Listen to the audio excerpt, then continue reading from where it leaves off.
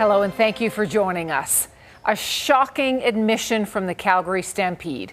The world-renowned organization is admitting full liability in a class action lawsuit that alleges the organization allowed an adult staffer to sexually abuse teenage boys for years before a police investigation was launched. A partial settlement was announced today in court between the Stampede and a number of former members of the Young Canadians. Mark Bellani has the details. They're the Calgary Stampede's marquee performers, but 6 underage male members of the Young Canadians fell victim to Philip Harima, an adult staffer sentenced to 10 years in prison in 2018 for sexually expletive acts, luring, and abuse between 1992 and 2014. But a class action lawsuit filed against the Stampede alleges offenses dated back to the 1980s. After previously denying any wrongdoing, the Stampede now accepts full liability of negligence and breach of duty, partially settling with plaintiffs and agreeing to pay 100% of damages.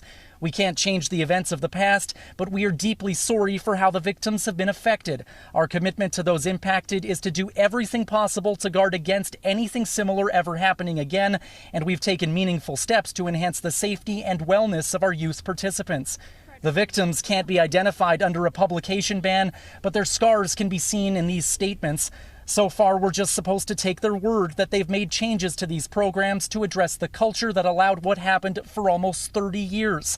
Personally, I don't really trust their ability that they know how to make changes.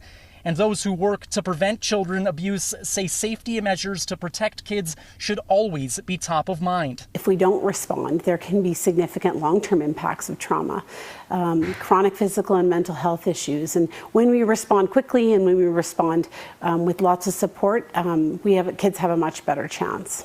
The irreversible damage still haunts many of Harima's victims to this day. It's something that should have never happened, and we have got to take steps to address it and make sure it never happens again. It's been challenging. I don't really feel relieved just yet. There's still quite a bit of work to do. And Mark joins us from the Calgary courthouse tonight. So Mark, what are the next steps now in this settlement?